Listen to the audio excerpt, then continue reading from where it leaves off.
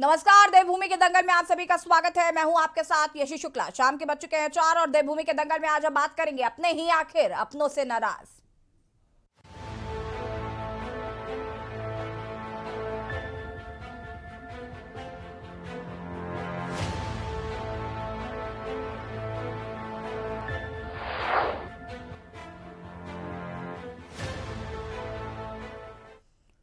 उत्तराखंड में पर्यटन की अपार संभावनाएं हैं और इसी को देखते हुए प्रदेश सरकार की ओर से पर्यटन के क्षेत्र में कई महत्वपूर्ण प्रयोग किए जा रहे हैं। कुछ ऐसे क्षेत्र भी हैं जिनके विकास को लेकर सरकारों के प्रयास उतने सार्थक साबित नहीं हुए जितना कि होना चाहिए था। अपनी ही सरकार पर निशाना साधा है बीजेपी विधायक दिलीप रावत ने। रावत ने विकास कार्यों को लेकर अपनी ही सरकार पर हमला बोला है।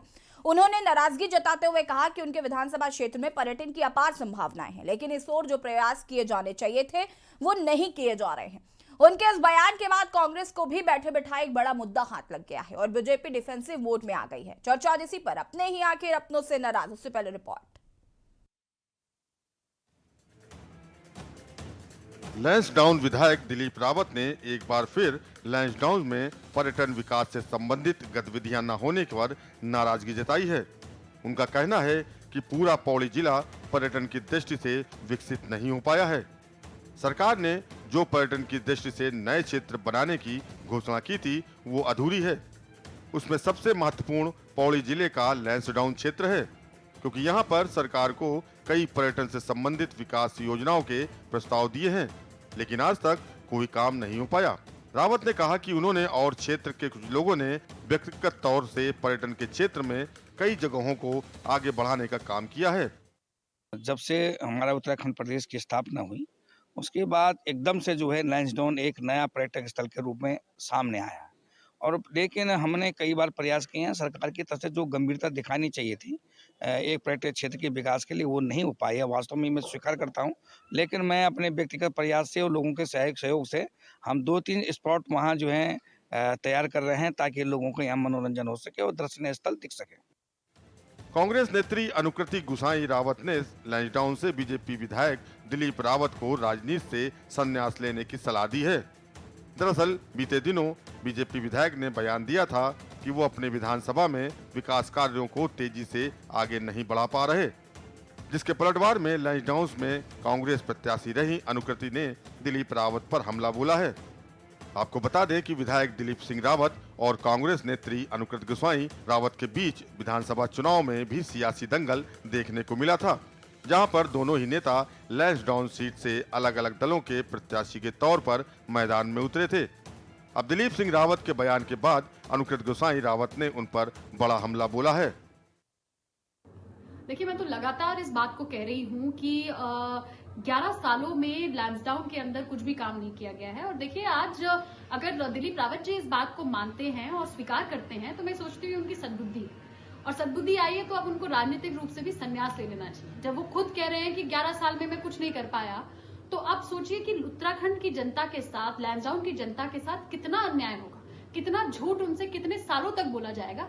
अब सच में वाकई ये समय आ गया है कि अब वो जब इस चीज पर मान गए हैं, मुझे नहीं लगता जो व्यक्ति 11 साल में किसी क्षेत्र के अंदर कुछ नहीं कर पाए हो वो आगे भी कुछ नहीं करने वाले। अब उनको नैतिकता के आधार पे भी और उनको इसमें आत्मचिंतन करते हुए भी राजनीतिक संन्यास लेना चाहिए। विधायक के आरोपों और कांग्रेस के हमलावर रुख को देखते हुए बीजेपी प्रदेश अध्यक्ष महेंद्र भट्ट ने सफाई दी है। महेंद्र भट्ट ने कहा कि विधायक अपने क्षेत्र में और अधिक विकास कराना चाहते हैं। उन्होंने कहा कि अपने क्षेत्र के विकास के लिए और पर्यटन मंत्री से सवाल करना उनका अधिकार है। दिलीप रावत के बयान के बाद बीजेपी डिफेंसिव हो गई है, तो वहीं कांग्रेस का हमलावर रुख तेज हो गया है। हालांकि ये पहला मौका नहीं है कि जब दिलीप रावत अपने बयानों के जरिए सुर्खियों में है। अक्सर कई ऐसे मामले देकर जाते रहे हैं जहां पर दिलीप रावत के बयान को लेकर बीजेपी और सरकार में असमंजस की ऐसी स्थिति बनी रहती है। दिलीप रावत जी और विकास चाहते हैं, इसलिए एक विधायक के नाते अपने पर्यटन मंत्री से प्रश्न करना, उनसे और आश्वस्त रहना ये उनका अधिकार है। पर्यटन को बढ़ावा देने के लिए केंद्र सरकार से लेकर राज्य सरकार लगातार प्रयास कर रही है, चाहे वो चारों धाम हो या फिर पर्यटक गतिविधियां बढ़ाने वाले मसूरी और नैनीताल जैसे पर्यटक स्थल। जहां लगातार साल में बड़ी संख्या में पर्यटकों का आना जाना लगा रहता है। और यही वजह है कि भाजपा के विधायक रावत ने अपनी सरकार से लैंसडाउन में पर्यटन स्थिति को अपार करने के लिए कई महत्वपूर्ण प्रयास रखे थे, लेकिन विफल रहे। यही नाराजगी उनकी लगातार सरकार से है। अन्य पर्यटक स्थलों के साथ साथ लैंसडाउन में भी पर्यटकों की गतिविधि ज्यादा बढ़े, ताकि अन्य स्थलों पर इसका दबाव भी कम होगा और लैंसडाउन को नया जीवनदान भी मिलेगा। हालांकि इस पूरे मामले पर सरकार अपनी चुप्पी साधे हुए है। अब देखना होगा कि क्या विधायक जी की आवाज उनकी ही सरकार में सरकार द्वारा सुनी जाएगी या फिर उनके प्रयास हवा हवाई साबित होंगे। देहरादून से राजेश वर्मा की रिपोर्ट। उत्तराखंड में आजकल विकास को लेकर हर ओर देखा जा रहा है कि जो विधायक हैं वो काफी ज्यादा एक्टिव नजर आ रहे हैं। कई लोगों ने भारतीय जनता पार्टी में विकास को लेकर सवाल उठाए हैं, सरकार पर ही, अपनी ही सरकार पर कई सवाल उन लोगों द्वारा उठाए गए हैं और कहीं ना कहीं विपक्ष को बैठे बैठाए इसको लेकर मुद्दा भी मिल रहा है। दिलीप रावत जो कि लैंसडाउन से विधायक हैं, उन्होंने अपने विकास कार्यों को लेकर सवाल उठाए। उन्होंने कहा कि विकास जिस तरीके से होना चाहिए उस तरीके से लैंसडाउन का विकास नहीं हो रहा है। पर्यटन की दृष्टि से देखा जाए तो बढ़ावा नहीं मिल पा रहा है लैंसडाउन को। ऐसे में अनुकृति गोसाई जो है वो लगातार इसको लेकर काफी ज्यादा एक्टिव नजर आ रही, क्योंकि वो यहाँ से टिकट मांग रही थी कांग्रेस की तरफ से और उसको लेकर भी उनकी तरफ से सवाल उठाए गए। उन्होंने कहा कि दिलीप रावत से अगर काम नहीं हो पा रहा है तो उनको नैतिकता के आधार पर इस्तीफा दे देना चाहिए और राजनीति से संन्यास ले लेना चाहिए। चर्चा आज हम इसी पर करेंगे। मेहमान हमारे साथ जुड़ चुके हैं, उनसे आपका परिचय करा देते हैं। सचिन गुप्ता जी भारतीय जनता पार्टी के प्रवक्ता हमारे साथ जुड़ चुके हैं। वैसी जैदी साहब कांग्रेस प्रवक्ता हमारे साथ जुड़ चुके हैं। संगीता शर्मा जी आम आदमी पार्टी के प्रवक्ता हमारे साथ जुड़ चुकी हैं। पीसी थपलियाल जी वरिष्ठ यूकेडी नेता हमारे साथ जुड़ चुके हैं। दीपक राय जी वरिष्ठ पत्रकार हैं, हमारे साथ जुड़ चुके हैं। आप सभी का बहुत बहुत स्वागत है। सबसे पहले शुरुआत सचिन जी आपसे कि ये जो जिस तरीके से बयानबाजियां हो रही हैं भारतीय जनता पार्टी में, अपनी ही सरकार पे कई सवाल जो हैं वो विधायकों द्वारा उठाए गए, पूर्व मुख्यमंत्रियों ने भी विकास कार्यों को लेकर सवाल उठाए हैं, तो ये क्या पूरा मसला है भाई? विकास क्यों नहीं हो पा रहा है? देखिए, विकास नहीं हो पा रहा है, विकास और होना चाहिए, आज ये चर्चा का विषय है। पहले जो सरकारें हुआ करती थी, जिस समय आपने देखा होगा कांग्रेस सरकार में जो है जिस तरीके से भ्रष्टाचार और रोज नए नए मसले केवल भ्रष्टाचार के खुला करते थे, केवल उसके अलावा कोई और चर्चा ही नहीं हुआ करती थी। आज की वर्तमान के परिपेक्ष में जो है राजनीति बदली है। आज जो अन्य दल चुनाव में आते हैं वो ये कहते हैं कि हम मोदी जी से और अच्छा काम करके दिखाएंगे, हम भारतीय जनता पार्टी की जो सरकार काम कर रही है हम और उससे अच्छा काम करके दिखाएंगे। आज मुद्दा जो है राजनीतिक चुनाव में ये बन के रह गया है। और माननीय दिलीप रावत जी, देखिए दिलीप रावत जी एक भारतीय जनता पार्टी के कार्यकर्ता के साथ साथ एक जनप्रतिनिधि है, जनता ने चुन के उनको भेजा है और वो निश्चित रूप से अपने क्षेत्र के अंदर पर्यटन को लेकर जो है गंभीर है, चिंतित है और वो चाहते हैं कि सरकार के माध्यम से और अच्छे कार्य, और जैसे उन्होंने चिंता भी व्यक्त करी है कि जो और अन्य पर्यटन स्थल है, जिस प्रकार से जो है पूरे उत्तराखंड के अंदर पर्यटन का ये हब बना है और यहाँ पे पर्यटक ज्यादा मात्रा में आ रहे हैं, तो अगर लैंसडाउन में भी जो है अगर इसकी व्यवस्था और बना दी जाएगी तो निश्चित रूप से पर्यटक यहाँ पर भी आएगा और अन्य क्षेत्रों में इसका दबाव भी कम होगा। और जहां तक मेरा मानना है, माननीय विधायक दिलीप रावत जी की ये बात भी जो है काफी हद तक सही भी है कि वहां पर एक नया पर्यटन स्थल बनेगा तो उसका लाभ पूरे प्रदेश को भी मिलेगा।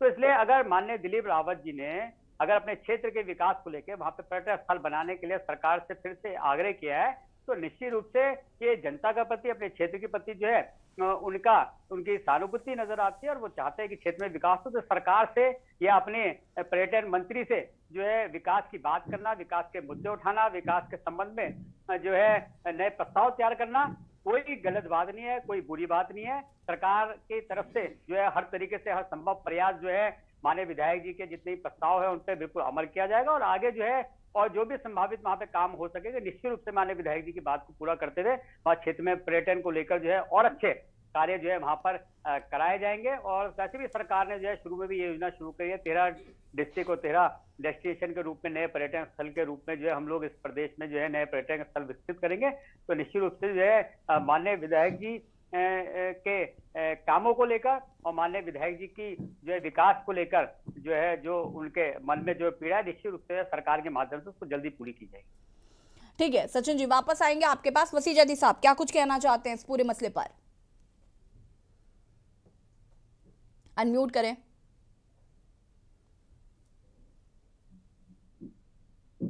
यशी जी, दिलीप रावत जी को सद्बुद्धि मिली है। उन्होंने इस बात को स्वीकारा है कि उनका क्षेत्र पर्यटन की दृष्टि से पिछड़ रहा है। हम्म। और लैंसडॉन अभी जैसे सचिन गुप्ता जी कहते हैं कि वो चाहते हैं कि पर्यटक स्थल बने, शायद ही पूरी देश और दुनिया में कोई ऐसा होगा जो लैंसडॉन को एक पर्यटक स्थल के तौर पर न जानता हो। लैंसडॉन ऑलरेडी एक पर्यटक स्थल है, लेकिन उसका पिछड़ापन जो है वो दिलीप रावत जी ने स्वीकारा है। सतपाल महाराज जी का गृह क्षेत्र रहा है, सतपुली के पास उनका निवास स्थान रहा है, जो पर्यटन मंत्री है पिछले 6 साल से। और लैंसडॉन के अंदर अगर वो विकास के कार्य को करने में नाकाम साबित हो रहे हैं तो ये फेलियर है सरकार का। सरकार झूठ की बुनियाद पर सरकार को बना सकती है, लेकिन विकास कार्य करने के लिए जो कार्यशैली, जो स्वावलंबी के तौर पर एक काम करने की जो लगन होती है, वो भाजपा में कहीं देखने को नहीं मिलती। 2 बिंदु मैं 2 मिनट आपसे चाहता हूँ यशी जी। हम लोग जिस तरह से 2017 से पहले तक काम कर रहे थे, हमारा जो हम 4 प्रमुख बिंदु टूरिज्म के रखे थे। हमारा मानना था कि इसको तीर्थाटन है, जो हमारा जो रिलीजियस टूरिज्म है वो है, जो उत्तराखंड के अंदर सबसे ज्यादा देश और दुनिया में जाना चाहता है। इसके अलावा हम लोग काम कर रहे थे कि ये विलेज टूरिज्म तक हम लोग पहुंचे, विंटर लाइन टूरिज्म तक हम लोग पहुंचे, क्योंकि इसके अलावा जो एक स्नो लाइन टूरिज्म है, जो आसपास के क्षेत्र है, जब हम पहाड़ के ऊपर जाते हैं तो स्नो लाइन के बड़ा प्यारा इस वक्त जो मौसम रहता है, जो सर्दी का खास स्पेशल ये महीने होते हैं, इसके ऊपर हम लोग विशेष तौर पर काम कर रहे थे। और जो चटक धूप वाले इलाके हैं, जैसे कि लैंसडॉन है, बड़ी प्यारी इन दिनों खिलकर धूप आती है, तो हम यह था कि सन बाथिंग के सेंटर वहां पर बने। इस तरह के प्रमुख बिंदुओं पर हम लोग काम कर रहे थे। लेकिन 6 साल से जिस तरह से तीर्थाटन का, पर्यटन का और इन सब चीजों का मजाक बना गया है, ये वाकई में बड़ा शर्मनाक है। भाजपा की सरकार इन विकास कार्यों को करने में फेल हुई। अभी आपने देखा 4 धाम की पोल खुल गई थी, क्योंकि जो विजन मिशन होना चाहिए वो कहीं ना कहीं देखने को नहीं मिलता।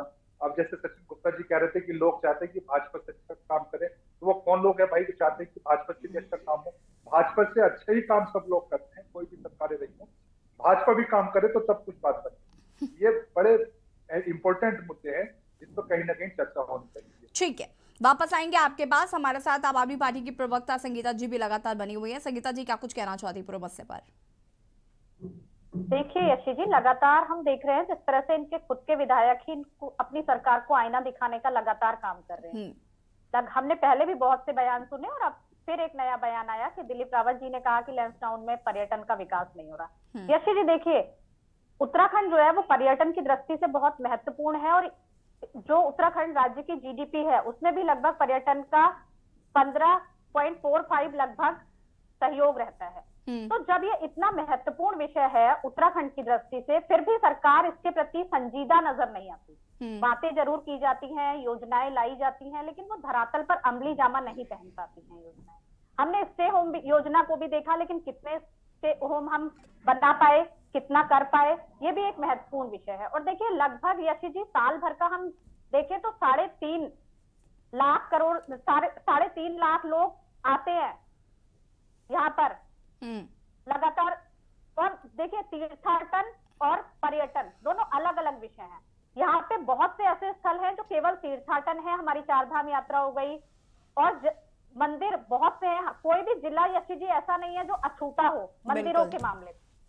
और पर्यटन एक अलग विषय है, उसमें हम चाहे नैनीताल ले लें, मसूरी ले लें, तो ऐसे बहुत से प्लेस हैं जो केवल घूमने के लिए हैं। ऐसे में जब सरकार इस पर काम नहीं करती तो बहुत दुख होता है कि एक तरफ हम उत्तराखंड को विकास की ओर ले जाने और 2025 में बात करते हैं कि अग्रणी राज्यों में इसका शुमार करेंगे, और दूसरी तरफ जो यहाँ के मेन चीजें हैं जिससे पलायन रुक सकता है, रोजगार मिल सकता है, उस पर हम ध्यान नहीं देते। यशी जी देखिए, जब हमें इसके लिए दीर्घकालीन योजना के बारे में सोचना पड़ेगा कि यहाँ ग्रीष्मकालीन, शीतकालीन दोनों तरह के पर्यटन स्थल हैं, लेकिन सरकार इनके लिए आखिर कर क्या रही है, ये सोचने की बात है। जब आपके खुद के विधायक प्रश्न चिन्ह खड़ा करते हैं तो विपक्ष की तो जरूरत ही नहीं होती। विपक्ष कहता है तो आप कह देते हैं विपक्ष है, उनको गलतियां ढूंढनी है। लेकिन जब आपके विधायक इस बात को कह रहे हैं, इसका मतलब कमी है सरकार में। तो इसके लिए एक अच्छी नियत और एक अच्छी सोच चाहिए जो एक नई दिशा दे सके यहाँ के पर्यटन को, जो इस सरकार के पास नजर नहीं आती है।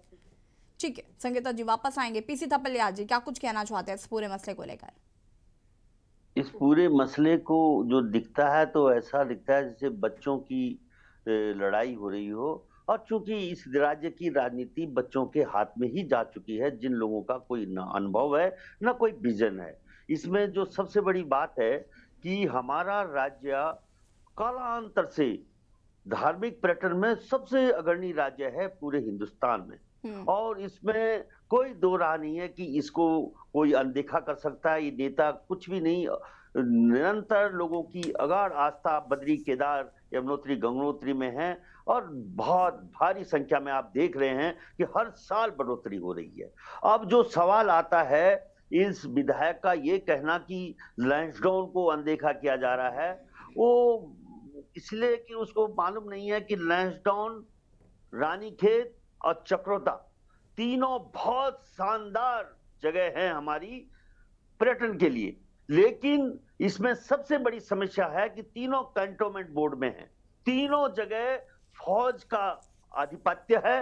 लैंसडाउन में गढ़वाल राइफल, रानीखेत एक सुंदर कुमाऊं में हमारा, वहां पे कुमाऊं रेजिमेंट, और यहाँ पे टूटू जो है चक्रोता में। हम बहुत दिन से कहते रहे हैं कि इस समय हमारा सीडीएस है, इस समय हमारा राष्ट्रीय सुरक्षा सलाहकार है, उनसे हम निवेदन करें कि भैया अगर चक्रोता, क्योंकि हमारा बहुत प्रेशर आ रहा है मसूरी पे, और मसूरी से बहुत भौगोलिक स्थिति चक्रोता की है, लेकिन चक्रोता से टूटू को कहीं रिमोट में भेज दें तो कोई हर्ज नहीं है, बहुत बड़ा एक्सपेंशन भी नहीं है। उसमें जो भी ट्रेनिंग होती है वो हमारे ऐसे क्षेत्र में जो बिल्कुल मानव रहित क्षेत्र है, जो सीमांत में हो, जिससे कि सीमा के गांव खाली हो रहे हैं, उस भूमि को देकर उसको क्रियान्वयन किया जा सकता है अगर इन लोगों में किसी में विजन हो। अब चूंकि मोदी जी ने अग्निवीर कर दिया है, ठेके में फौजी हो चुके हैं, गढ़वाल राइफल और कुमाऊं रेजिमेंट अपने आप खत्म हो जाएगी, तो तब बना लेना भाई तुम लैंसडाउन को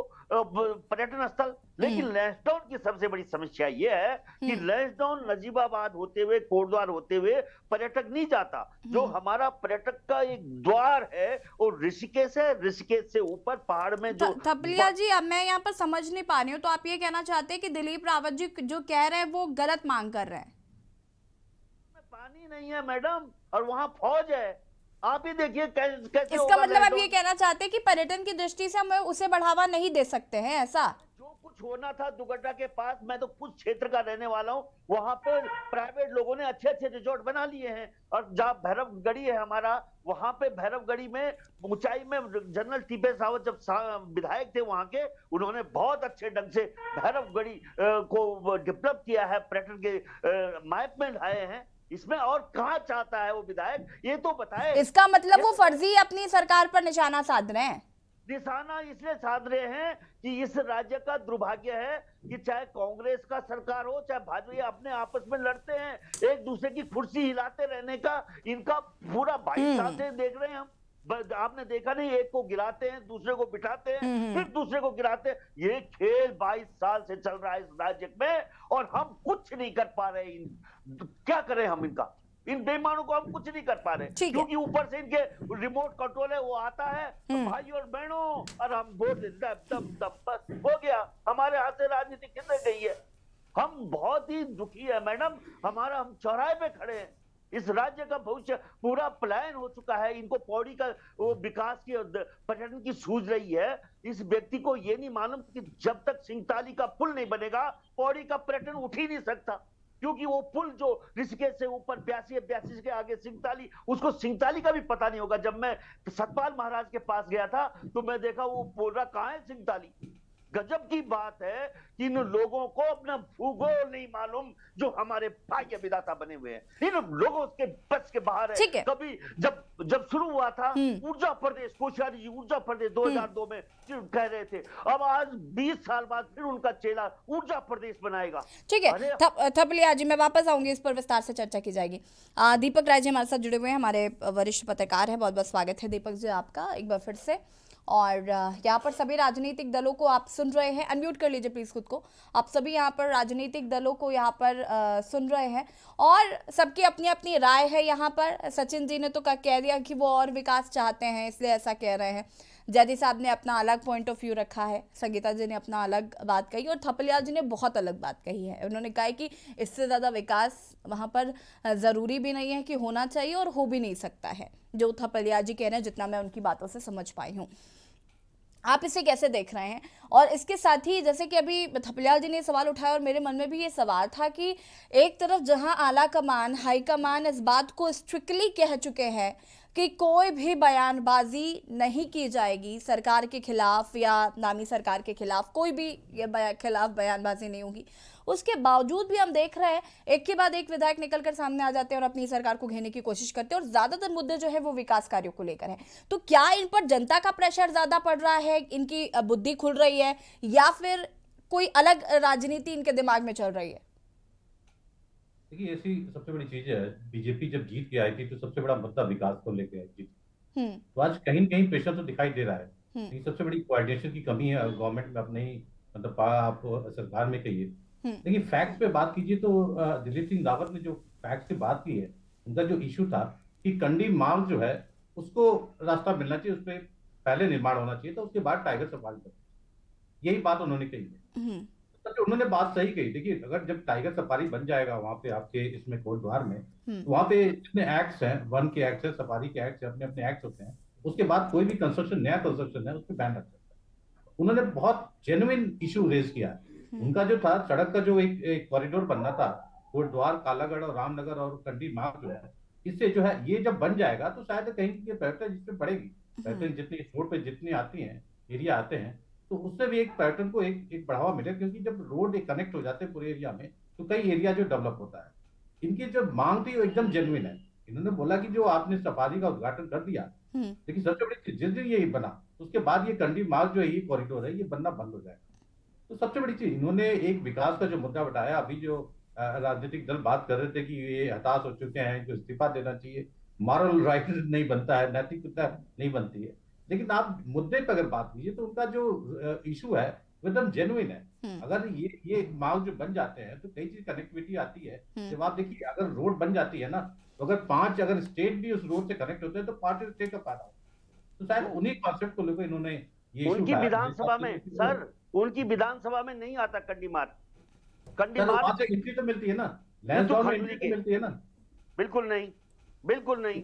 कंडी मार्ग केवल चिंता होनी चाहिए विधायक कोटद्वार जो है ऋतु खंडूरी को, और वो उसकी समस्या अलग है, जंगल की समस्या है, पर्यावरण की समस्या है, वो केंद्र में अटका हुआ है। आपकी बात सही है, मैं सरकार कुछ नहीं कर सकती। जी, मैं अभी लैंड डाउन की समस्या पे नहीं जा रहा हूँ, मैं उस समस्या पे नहीं जा रहा हूँ, मैं इनके बयान पे बात हो रही है। हमारा पूरा ही अभी डिबेट इनके बयान पे है, इन्होंने ओपनली ये निकाले हैं। तो अभी तो डिबेट ये कि उन्होंने गलत कहा कि सही कहा, ये भी तो ये डिबेट का इशू है। अगर हम उस पर बात करें, उन्होंने जेन्युइन इशू उठाया, मैं इसकी बात करना चाहता हूँ। अगर ये हो जाता है उससे एक पैटर्न को प्रभाव तो मिलेगा, एरिया अगर डेवलप होता है लोग आएंगे, उससे बड़े होंगे। तो अगर इनका बयान कहा जाए तो वो जेन्युइन बयान है। मैं ये भी कहता हूँ कोऑर्डिनेशन की कमी है गवर्नमेंट में, वो इनको सॉर्ट आउट करना चाहिए। जी ठीक है सचिन जी, यहाँ पर देखिए वरिष्ठ पत्रकार जी जो कह रहे हैं वो कह रहे हैं उनका जो मांग है, जो उनकी बात थी या जो उनका बयान था, वो बहुत जेन्युइन बयान था। और पीसी थपलियाल जी बहुत अलग बात कह रहे हैं, उस बात का भी मैं जवाब आपसे लेना चाहूंगी।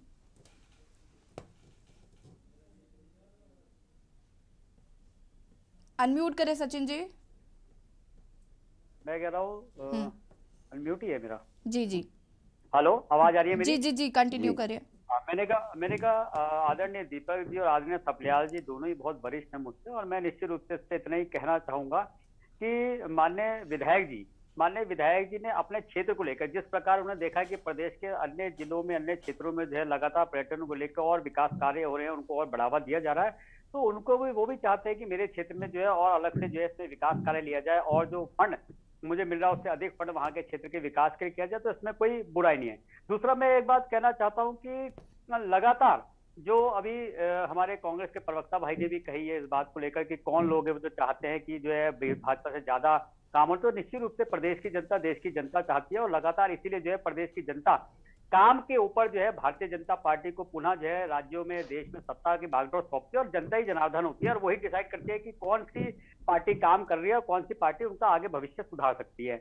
मेरी बहन ने भी बोला कि भाई हमें ये नहीं पता कि होम स्टे में कितने हमने रजिस्टर कर लिया, तो वैसे विपक्ष में आपको जानकारी रखनी चाहिए, लेकिन फिर भी मैं बताता हूँ कि लगभग 4060 तो हमारे पास पंजीकृत होम स्टे हैं, और लगातार आगे भी जो है इसमें पंजीकृत हो रहे हैं, और इसमें आगे भी सब्सिडी और अन्य व्यवस्थाओं की हम लोग व्यवस्था कर रहे हैं।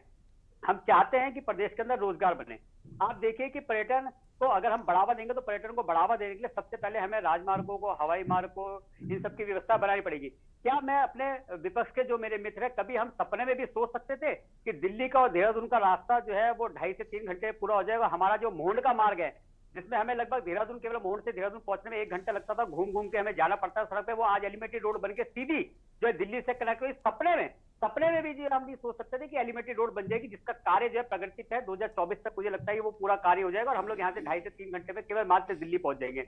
ऑल वेदर रोड का कार्य इतनी प्रगति के साथ चल रहा है, पूरे 4 धामों को, 5 धामों को जो हम लोग ऑल वेदर रोड से बना रहे हैं। और हमारी ये व्यवस्था है कि पूरे 12 के 12 महीने जब पूरे जो है यहाँ पर जो है पर्यटक आए और हमारे जो है तीर्थ स्थल पे जो है हमारे यहाँ पे यात्रा करें। क्या कभी हमने सोचा था कि कांग्रेस भाषण दिया करती थी 2004 से लेके 2014 तक सत्ता में, केंद्र में जो है सत्ता में रही कांग्रेस जो है, और राज्य में भी जो है यहाँ पर सत्ता में रही। कभी भी हम रेलवे की बात हमेशा करते थे, पहाड़ के विकास की बात करते थे, लेकिन Rishikesh railway, Karnaprayag railway line जो है कभी उसका कार्य धरा, केवल पेपरों में जरूर दिखा होगा सर्वे में, लेकिन कभी आगे नहीं बढ़ा। आज भारतीय जनता पार्टी की सरकार वो सपना भी पूरा करने जा रही है। हम लोग यहाँ से चंडीगढ़ का रास्ता जो है बिल्कुल जो है उसमें शॉर्ट उसमें करने जा रहे हैं। हम लोगों ने जो है केदारनाथ जी, बद्रीनाथ जी, हेमकुंड साहिब में और अन्य तीर्थ स्थलों में, देहरादून जो मसूरी में हमारे पास सबसे ट्रैफिक का जो है दबाव रहता था, उसके लिए हम लोग यहाँ से जो है रोपवे की व्यवस्था कर रहे हैं। हम लोग केदारनाथ जी में रोपवे की व्यवस्था कर रहे हैं। ठीक है, देखिए सचिन जी,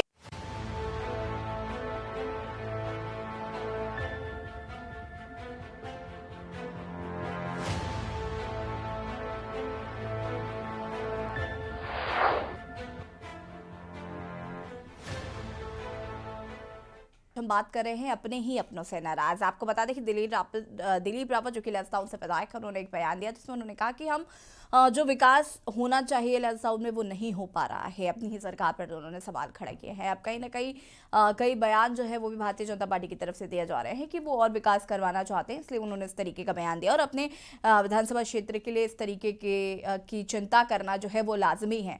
लेकिन इसमें और भी कई सवाल विपक्ष के द्वारा भी पूछे जा रहे हैं कि आखिर आपके ही विधायक विकास कार्यों को लेकर सवाल क्यों उठा रहे हैं। चर्चा लगातार हम इसी पर कर रहे हैं। और वसी जदी साहब का मैं रुक करूँ उससे पहले सचिन जी, एक सवाल मेरा आपसे और है कि आपके विधायकों को इतना समझाया गया, या भारतीय जनता पार्टी से जुड़े जितने भी लोग हैं उन्हें इतना समझाया जा रहा है कि आप अपनी सरकार पर सवाल नहीं उठा सकते हैं, किसी भी तरीके की अनर्गल बयानबाजी से बचिए और तमाम चीज़ें कही जा रही हैं। मयंक भट्ट जी ने कहा कि वो और विकास कराना चाहते हैं, इसलिए उन्होंने ऐसा बयान दिया है। उनके बयान में ये साफ था कि वो जितना भी कराना चाह रहे हैं वो भी नहीं हो पा रहा है। वो ये कह रहे हैं कि वो जो कराना चाह रहे थे वो भी नहीं हो रहा है। वो ये नहीं कह रहे कि हमें और विकास कराना है, जिसकी शुरुआत हुई वो भी नहीं हो रही है। देखिए यशी जी, माननीय विधायक जी की जो व्यवस्था है, माननीय विधायक निधि वो पूरी खर्च कर पा रहे हैं। सरकार की तरफ से जो अन्य बजट जो अभी सरकार ने सवाल तो उन्होंने ये भी उठाया ना कि पैसा ही नहीं मिल रहा है, वो कार्य भी लगातार पूरा है। लेकिन आप उनका बयान भी पूरा सुनिए कि जो पर्यटन के लेकर, जो पर्यटन को बढ़ावा देने के लिए जो यहाँ पे विकास कार्य कराना चाह रहे थे, अभी तक उस पर व्यवस्था नहीं बन पाई। उसमें कई सारी, मैं सपल्याल जी की बात से सहमत भी हूँ कि वहाँ कई सारी होना ही पड़ेगा आपको, और बहुत पहले ही सहमत हो जाना चाहिए था आपको। मुझे लग ही रहा था कि आप अभी तक सहमत क्यों नहीं हुए। बिल्कुल जो है वहां पे टेक्निकल दिक्कत आती है, जिसके अंदर जो है कई सारी अनुमतियां लेनी पड़ती है, जिसको लेकर जो है कई बार विकास प्रभावित होते हैं। लेकिन मैं फिर भी उसमें एक बात ये जरूर कहना चाहूंगा कि माननीय दिलीप रावत जी जनप्रतिनिधि है, जनता ने चुनकर उनको दोबारा जो है विधानसभा के अंदर भेजा है और वो चाहते हैं कि जनता से जो वादे उन्होंने किए हैं वो जल्द से जल्द पूरा हो जाए। और अभी 1 ही साल मात्र है और मुझे पूर्ण विश्वास है जिस प्रकार से धामी सरकार जो है रोज जो है जनहित के नए विकास कार्यों को लेकर अग्रसर है, रोज जो है नई नई योजनाएं तैयार हुई है, नए जो है कार्य जो है प्रदेश के अंदर विकास को लेकर किए जा रहे हैं, तो निश्चित रूप से जो है लैंसडाउन भी उससे अछूता नहीं छूटेगा। और जितने भी कार्य हैं यहाँ पर, जितने माननीय विधायक जी की जो भी मांगे हैं और वो जहां तक जायज हो पाएगी, जहां तक जो है उन मांगों पे काम किया जा सकेगा, निश्चित रूप से जो है विकास को लेकर जो है भारतीय जनता पार्टी बिल्कुल अग्रिम पंक्ति में खड़े होकर कार्य करती है। और जनता ने जो है सर माथे पे हमारे को बिठाया, जनता ने अपना आशीर्वाद हमारे को दोबारा मैंडेट देके दिया है, तो निश्चित रूप से जो है माननीय विधायक जी की जो आवाज है वो लैंसडाउन की जनता की जो आवाज है, और जनता की आवाज की जो है पूर्ण रूप से जो है उसका समर्थन करते हुए भारतीय जनता पार्टी के प्रवक्ता के नाते मैं इस बात से आश्वस्त करता हूँ प्रदेश की जनता को भी और लैंसडाउन की जनता को भी कि जो भी उनके विधानसभा क्षेत्र के अंदर हित के कार्यों में निश्चित रूप से जो है माननीय पुष्कर सिंह धामी जी और पूरा संगठन उस कार्य को करने में जो है बिल्कुल जो है जल्दबाजी करेगा और जल्द से जल्द वो कार्य जरूर पूरे होंगे। ठीक है, वसी जदी साहब, Anukriti Gosain, correct me if I am wrong, ये नाम मुझे थोड़ा कंफ्यूजन है इसमें। अनुकृति गोसाई जी शायद इस बात को कह रही हैं कि यहाँ पर 11 साल से उन्होंने जब काम नहीं किया तो उनको नैतिकता के आधार पर इस्तीफा दे देना चाहिए। कोई विधायक अगर अपनी विधानसभा क्षेत्र को लेकर चिंता जता रहा है, अपनी सरकार से सवाल पूछ रहा है, इसमें भी प्रॉब्लम है उनको? नहीं, प्रॉब्लम नहीं है। 11 साल से अगर कोई विधायक वहां पर मौजूद, उन्होंने ये तो नहीं कहा कि मैं 11 साल से हाथ पर हाथ धरे बैठा हूं और कुछ भी नहीं किया है। उन्होंने तो सिर्फ हाल फिलहाल की चीज बताई है कि हाल फिलहाल में ये सब हो रहा है। यही तो या कांग्रेस ने एक ढर्रा बना लिया है कि कुछ भी हो जाए नैतिकता के आधार पर इस्तीफा ले लो। और अनुकृति जी के आधार पर इस्तीफा तो देंगे, शुरुआत तो करें। अनुकृति गोसाई जी तो पहली बार एक साल पहले जो है राजनीति के अंदर पहुंची है। 1 साल मात्र उनकी उम्र है, वो 11 साल का आकलन कैसे कर सकती हैं? वो तो बेचारी प्रवक्ता है, उनका ध्यान रखना। उन्होंने 1 साल के अंदर 11 साल के मुद्दे उठा दिए। बहुत अच्छी बात है। कोई स्थानीय लड़की वहां पर अगर वो 11 साल के मुद्दे, उनका पूरा जन्म वहां पर हुआ लैंसडाउन विधानसभा क्षेत्र के अंदर, उनकी परवरिश लैंसडाउन विधानसभा क्षेत्र के अंदर, उसके बाद उन्होंने वहां से विधानसभा चुनाव पार्टी में मंत्री थे। उनके ससुर जी भी 1 साल पहले भारतीय जनता पार्टी में मंत्री थे। तब कर लेते। भारतीय जनता पार्टी में जो मुद्दे उठाए, मतलब भारतीय जनता पार्टी पूरा नहीं कर पाई। सर हरक सिंह रावत जी को जाना पड़ा। भारतीय जनता पार्टी मुद्दे ना उठाती तो थोड़ी पर मुझे बात करने दी। हरक सिंह रावत की तो जैसे साहब आप बात मत करिए, उनका तो अलग ही पॉलिटिक्स चल रहा है, उस पर तो खैर मैं डिबेट भी नहीं करना चाहूंगी अभी। जवाब तो देने दीजिए जवाब दीजिए। जी, जब अनुकृति गोसाई ने जो मुद्दे उठाए हैं वो बिल्कुल जायज मुद्दे हैं। अनुकृति गोसाई वहां पर क्षेत्रीय एक वोटर रही है, एक मतदाता वहां पर रही है, और अगर 11 साल में आप लोगों को अपनी ही सरकार में ये मुद्दे उठाने पड़े कि मेरी जैदी साहब आप अपनी बात को पूरा करिएगा। उससे पहले मैं एक बात यहाँ पर और ऐड ऑन कर देना चाहती हूँ कि अगर मैं पीसी थपलियाल जी की बात को मान लेती हूँ अगर, तो अनुकृति गोसाई जी की तो जितने भी स्टेटमेंट है वो रॉन्ग होते हैं यहाँ पर। उसमें तो फिर वो कुछ भी सही नहीं कह रही अगर मैं थपलियाल जी की बात को मान लूँ तो। मैं पीसी थपलियाल जी की बातचीत को भी आगे बढ़ाऊंगा। पीसी थपलियाल जी वहां पर क्षेत्रीय एक मतलब प्रतिनिधि रहे हैं, उनका क्षेत्र राय गृह क्षेत्र आया पीसी थपलियाल जी का, पौड़ी के क्षेत्र से आते हैं, और मुझे भी कई बार लैंसडाउन जाने का मौका मिला। जो मुद्दा पीसी थपलियाल जी ने उठाया कि अगर कोई दिल्ली से वहां पर कोई पर्यटक आता है तो उससे वाया नजीबाबाद कोटद्वार जाना पड़ता है, लेकिन अगर कोई देहरादून से या ऋषिकेश से हरिद्वार कोई पर्यटक आया हुआ है तो बेहतर ये होगा कि जो जिस रोड की वो चर्चा कर रहे थे वाकई उस रोड की बड़ी बुरी स्थिति है। और उन्होंने खुद पीसी थपलियाल जी ने कहा कि सतपाल महाराज जी संताली का नाम भी नहीं जानते थे, जहां से उस पुल का निर्माण होना है, जहां से अगर सड़क को बेहतर किया जाए तो ऋषिकेश से लैंसडाउन की दूरी को कम किया जा सकता है। 2 प्रमुख बिंदु हैं। पौड़ी जो क्षेत्र है, जो डिस्ट्रिक्ट पौड़ी है, एक डेस्टिनेशन बनाने की बात कर रही है सरकार। पौड़ी एक ऐसा क्षेत्र है जिसने अभी फिलहाल में मैं भी उनकी बात करूं तो निशंक जी भी वहां से आते हैं, कंटूरी जी भी वहां से आते हैं, लेकिन 2 हाल ही में तीरथ सिंह रावत जी और त्रिवेंद्र सिंह रावत जी 2 मुख्यमंत्री भी हैं। पौड़ी के अंदर ही जो कैंटोनमेंट बोर्ड की बात की, गढ़वाल राइफल्स लैंसडाउन के अंदर मौजूद है, और एक अपार संभावना लैंसडाउन के आसपास क्षेत्र में है। जैसे कि मैं सरपुली की बात करता हूँ, दुगड्डा की बात करता हूँ, जैसे भी कंडी मार्ग की बात पर इस पत्रकार कर रहे थे, तो जो टाइगर सफारी की हम बातचीत करते हैं, तो एक अपार संभावना क्षेत्र में है। और यही हमारा भी उद्देश्य था। हम अपनी सरकार में उस चीज को बड़ी गंभीरता से वहां पर काम कर रहे थे, लेकिन ये मौजूदा सरकार उस चीज में आगे बढ़ने में फेल हुई। क्योंकि देखिए, जब तक आप केंद्र के साथ आपका सामंजस्य नहीं बैठेगा तो आप कहीं भी विकास के दावों को पूरा नहीं कर सकते। और भाजपा का केंद्र सरकार उत्तराखंड को सिर्फ 5 लोकसभा सीट के तौर पर ही जानता है। इसके अलावा कोई काम ऐसा नहीं है जो केंद्र सरकार की परियोजना उत्तराखंड में देखने को मिली है, जैसे कि गुजरात में देखने को मिलती है, जैसे कि पहले हिमाचल में देखने को मिली थी, जैसे कि मध्य प्रदेश में देखने को मिलती है, या फिर हरियाणा के अंदर जो हमारा एक आसपास लगता हुआ एक क्षेत्र है वहां पर देखने को मिलती है। सिर्फ 5 लोकसभा सीट की गिनती केंद्र से जो सरकार है उत्तराखंड को गिनती है, इतने मुख्यमंत्री देने के बाद भी। पौड़ी से ही वहां पर हमारे जो सीडीएस अनिल चौहान जी हो, या उससे पहले जो हमारे सीडीएस से रावत जी थे, या उससे पहले की अगर हम बात करते हैं वहां पर जो हमारे रॉ के अनिल धसमाना जी हैं, या फिर जितने भी बड़े यहाँ पर हम देखते हैं। सचिन जी कुछ कहना चाहते हैं। सचिन जी रुके जादी साहब, सचिन जी छोटी सी एक बात और रुक जाइए जादी साहब, बहुत रुक जाइए। मैं यशी जी जैदी जी की बात पे जो है केवल इतनी एक आपत्ति जरूर दर्ज करना चाहूंगा कि जितने राज्यों के नाम आपने गिनाए, क्या उन राज्यों की भौगोलिक स्थिति आपने देखी है? क्या उन राज्यों पे आपने उनका आकलन देखा? क्या वहाँ की जो है आपने उसकी व्यवस्था देखी कि वो कितने बड़े अरे आपको तो साधुवाद देना चाहिए कि वो इन राज्यों की तारीफ कर रहे हैं। सरकार पर तो आप ही हैं, सत्ता में तो आप ही काबिज है। सुनिए मैं बताता हूँ भौगोलिक स्थिति का कैसे प्रयोग किया जाता है। मेरी बात सुन लीजिए, जैदी जी मेरी बात सुन लीजिए। क्या ऑल वेदर रोड जो यहाँ पे जवाब देने दीजिए ना आपकी बात का। क्या देहरादून से दिल्ली रास्ते में राजमार्ग जो बन रहा है वो बड़ी? अरे मैं उसकी बात भी करूंगा, मैं उसकी आपका जवाब दूंगा मैं गुप्ता जी। गुप्ता जी मेरी बात सुनिए, चंडीगढ़ कनेक्टिविटी मैं याद दिलाता हूँ कि भौगोलिक क्षेत्र अब आपकी सरकार है, केंद्र में आप हो, एनजीटी आपका है, राज्य में आप हो, तो अभी भी अगर आप लोग इस बात का रोना रहेंगे कि क्लियरेंस नहीं मिलता तो भाई जैदी जी मैं आपकी बात का जवाब देता हूँ। आज वर्तमान में नरेंद्र मोदी जी जो है देश के प्रधानमंत्री है, उत्तराखंड के अंदर भी भारतीय जनता पार्टी की सरकार है। 1.25 लाख करोड़ रुपए के कार्य जो है प्रदेश के अंदर किए जा रहे हैं। टाटा का प्रोजेक्ट कोटद्वार से जामनगर क्यों गया? सिर्फ इतनी बात बता दीजिए। 2004 से लेके टाटा का प्रोजेक्ट जामनगर क्यों गया कोटद्वार से? बताओ कि जो प्रदेश के इसमें आप एक बहुत सारी योजना की राशि की योजना कर रहे हैं और जल की परियोजना थी, हम 90-10 के रेशो में काम कर रहे थे। आपके शासनकाल में 50% आपके पास तो जो है कोई योजना केंद्र सरकार की जो जिस तरह से केंद्र सरकार करता है गिनाने के लिए कि जो विशेष पैकेज अटल बिहारी वाजपेयी जी ने उत्तराखंड के उद्योगों के लिए दिया था वो भी आपकी सरकार ने वापसी लेने का आप दे दिया। अब आपने दे दिया विशेष पैकेज, दे दिया। हमने तो आप 9 साल से हो शासन में, अभी भी आप 2010 तक के लिए विशेष पैकेज दिया था जिसे आपकी सरकार ने वापसी ले लिया था। अब आप दे दो भाई, 9 साल से हो जी, 9 साल से आप लोगों ने क्या विशेष पैकेज दे दिया? आज भी जो है विशेष काम कर रहे हैं, आज भी जो है कौन सा विशेष पैकेज दिया 9 साल में आपने? उसके लिए जो है लाने के लिए सचिन जी और जैदी साहब अपनी बातों को थोड़ा विराम दें। संगीता जी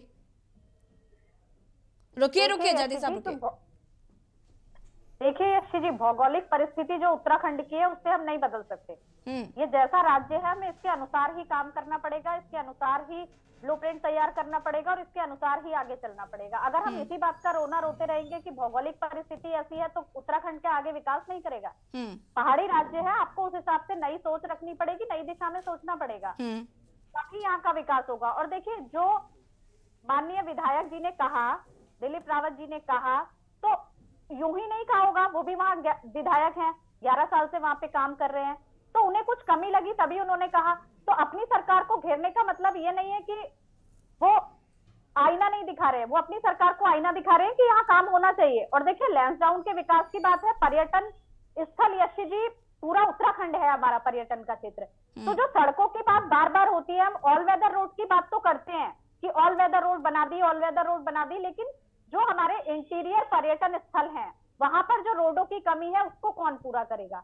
हमें केवल 4 धाम यात्रा तक ही सीमित नहीं रहना है, नए जो पर्यटन स्थल हैं उनका भी विकास करना है, उनको भी मानचित्र पर लेकर आना है और उनके बारे में भी सोचना है, तभी यहाँ का पर्यटन और ज्यादा बढ़ेगा। हम जो पर्यटन स्थल यशी जी मौजूद है वो तो है ही, लेकिन नए पर्यटन स्थल के बारे में कब सोचेंगे? चाहे हमारा रीठा साहिब हो, नानकमत्ता साहिब हो, बहुत से ऐसे पर्यटन स्थल हैं जो अभी उस मानचित्र तक नहीं पहुंचे हैं जहां उन्हें पहुंचना चाहिए था, क्योंकि वहां रोडों की कमी है।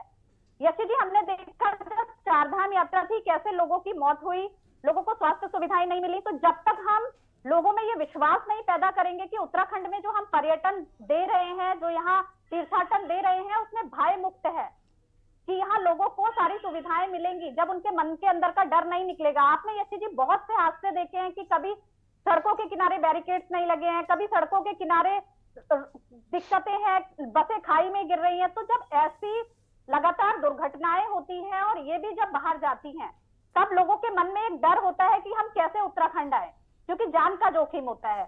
एक तो हम भौगोलिक परिस्थितियों की मार को दूसरे एंगल से भी झेलते हैं कि हमने 2013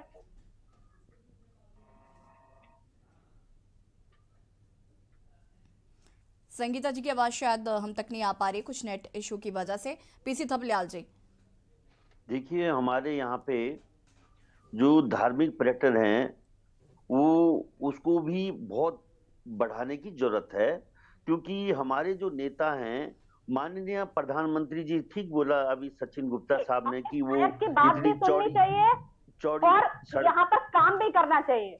चौड़ी सड़कें बना रहे हैं, जो उन्होंने बताया कि दिल्ली से देहरादून के बीच में बहुत चौड़ी सड़क बनी है, वो ठीक बोला उन्होंने। लेकिन जो नजीबाबाद से पुरानी जो नेशनल हाईवे है उसका रिपेयर ही नहीं हो रहा। 1-1 फीट के गड्ढे हैं मैडम, कोटद्वार नजीबाबाद के बीच में।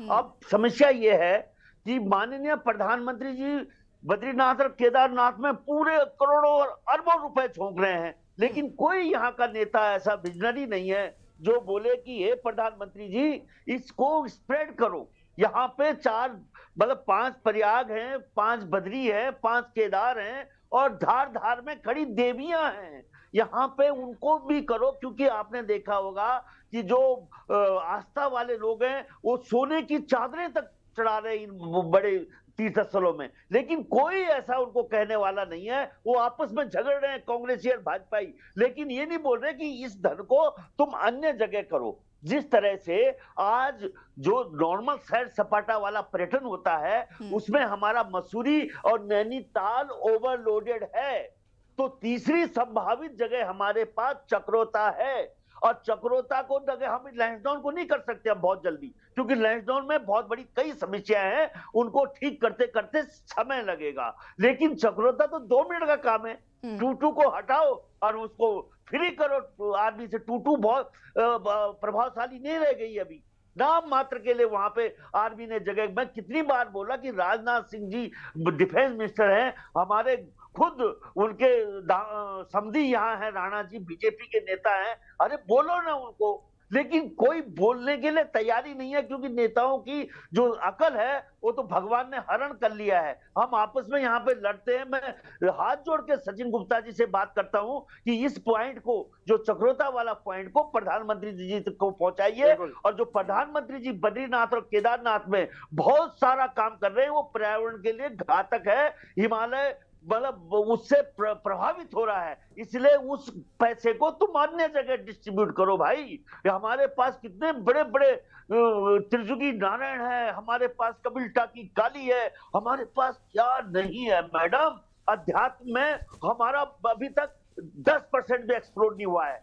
और चलिए हम लैंसडाउन और फलाने की बात करने, अभी लैंसडाउन की बात तब करेंगे जब आर्मी से जब वो हट जाएगी, जब वहां से गढ़वाल रेफर वैसे ही खत्म हो जाएगी। गढ़वाल रेफर वैसे ही हम लोग जो हमारा मेन व्यवसाय था आर्मी का वो खत्म होने जा रहा है। ठीक है सचिन जी, देखिए बहुत वरिष्ठ हैं तपलियाल जी और बहुत अच्छे से बहुत चीजों को वो एक्सप्लेन करते हैं, और मुझे कई बार जब वो डिबेट पे होते हैं तो बहुत अच्छा भी लगता है कि बहुत अच्छे सुझाव उनके द्वारा दिए जाते हैं। और अगर इन पर आप अमल करेंगे, अगर इस पर चर्चा होगी, मैं ये नहीं कहती हूँ इन्हें पूरा ही किया जाना चाहिए, कि जो भी भौगोलिक परिस्थितियों के हिसाब से जो कुछ भी इनमें सुधार हो सकता है, अगर पर्यटन क्षेत्र को इन सब चीजों से बढ़ावा मिल सकता है, तो मुझे लगता है काफी बेहतर आपको सुझाव थपलियाल जी द्वारा दिया जा रहा है। बिल्कुल यशी जी, मैं निश्चित रूप से कई बार आदरणीय थपलियाल जी के साथ डिबेट पे रहा हूँ, और निश्चित रूप से उनके तर्क वितर्क होते हैं, बहुत ही जो है फैंटिक होते हैं, और लगता है कि जो है उनके तर्क वितर्क, उनकी पीड़ा जो है उत्तराखंड के विकास को लेकर रहती है। और निश्चित रूप से मैं आदरणीय थपलियाल जी की बात जो इन्होंने मेरे को बताई, जो इन्होंने बताई है, वो निश्चित रूप से मैं उसको नोट भी कर रहा हूँ। और जहां तक मेरा कहना है कि अगर हम प्रदेश में देखिए, प्रदेश में अभी जो है हमारे पास 5 धाम जो है, 4 धाम और 5वां हेमकुंड साहिब का जो हमारा धाम है, उन सबको मिला के लगभग 5 बड़े धाम होते हैं।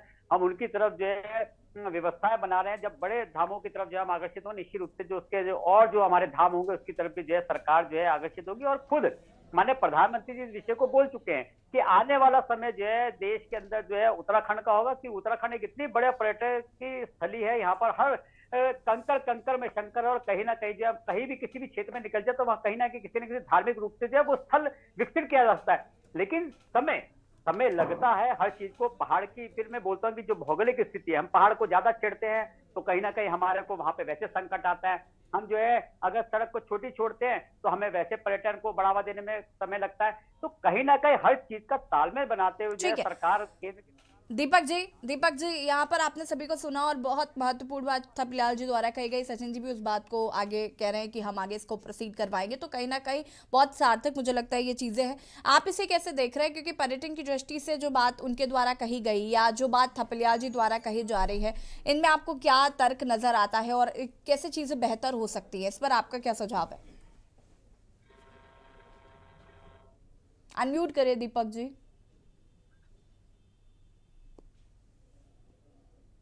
आवाज आ रही है? जी। ये चीज देखिए, जब बीजेपी जीती थी उन्होंने बहुत बड़े बड़े दावे किए कि हम डबल इंजन की सरकार है, बहुत अधिक तेजी से विकास करेंगे। वो एक ऐसा मुद्दा था जिसमें बीजेपी जो है पूरी मतलब इलेक्शन जो है स्वीपिंग उससे आई। चलो इन्होंने काम भी किए हैं, देखिए ऑल वेदर रोड बने और भी प्रोजेक्ट जो है, धार्मिक स्थल है, चार धाम प्रोजेक्ट है, सब पे काम भी हुए और भी मेन रोड बनी। मैं कहता हूँ उसको एक्सेप्ट करना पड़ेगा। लेकिन दूसरी तरफ जो है जो एक्सपेक्टेशन थी जनता को, जिस तेजी से काम होगा, शायद वहीं कहीं हम पिछड़ जाए। दीपक राय जी, माफ कीजिएगा बीच में आपको रोक रही हूँ, लेकिन विपक्ष का ये आरोप है कि इनकी जो भौगोलिक परिस्थितियों के विपरीत जाकर ये जो चीजें की गई हैं, इसकी वजह से कहीं ना कहीं उत्तराखंड को भी काफी नुकसान होगा।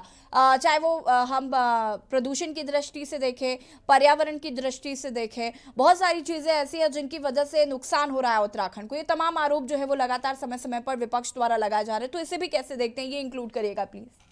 जी देखिए, ये चीज सबसे बड़ी, देखिए चुनौतियां तो हैं कहीं कहीं जो है वो भौगोलिक स्थिति जो है वो चुनौती, विकास के आगे चुनौती बनती है।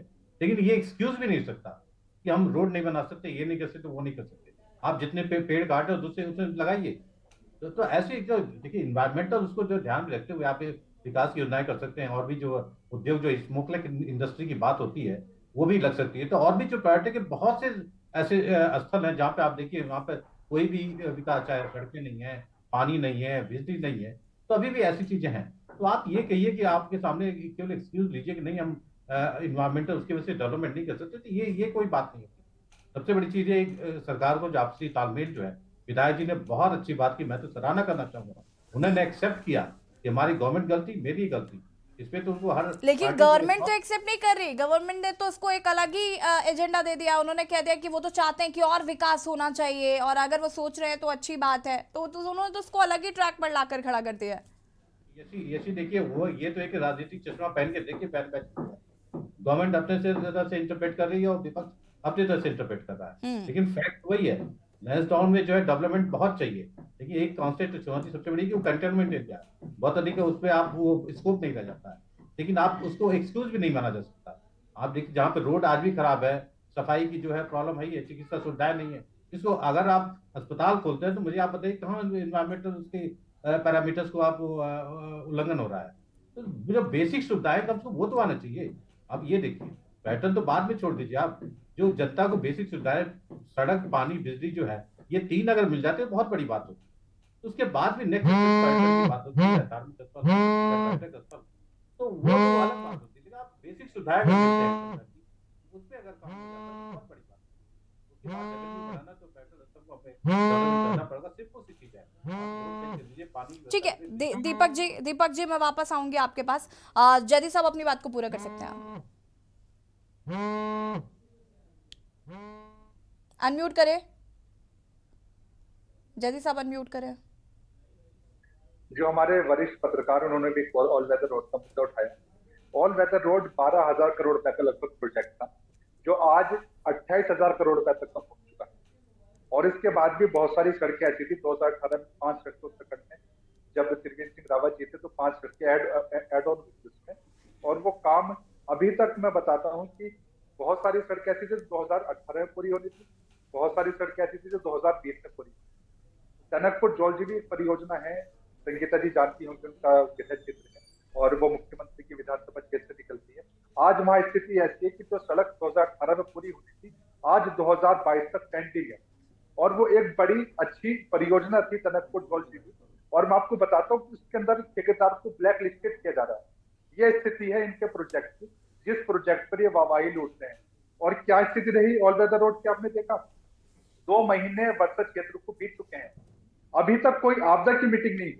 जो इस वक्त इस वर्षा के जो सीजन के अंदर जो सड़कें टूटी ऑल वेदर रोड की, उनके ऊपर एक ड्रोन सर्वे होना था, वो अभी तक कुछ नहीं हुआ है, उसका कोई कार्य नीति नहीं बनी।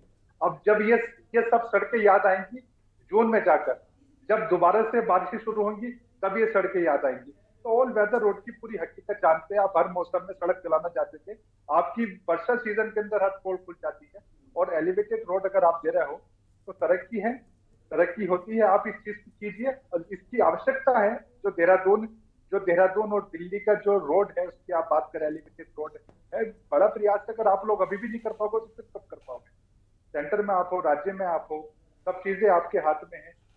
तो ठीक है, टूरिज्म आपके हाथ में है। ठीक है जदी साहब, देखिए जो सुझाव मिले हैं उम्मीद करते हैं कि सरकार उन पर ध्यान देगी और पर्यटन को किस ओर आगे ले जाना है, इन तमाम मुद्दों पर भी हम एक्सपेक्ट करते हैं कि इन पर चर्चा की जाएगी। और सचिन जी थपलियाल जी की बातों पर भी जरा गौर फरमाएंगे, उन्होंने जो भी कहा है उसको आगे तक लेकर जाएंगे। और हम उम्मीद करते हैं कि उत्तराखंड के लिए जो कहा जाता है कि हम 25 तक इसको अग्रणी राज्यों में खड़ा करेंगे, तो हम उम्मीद करते हैं कि जरूर हमारा राज्य खड़ा होगा।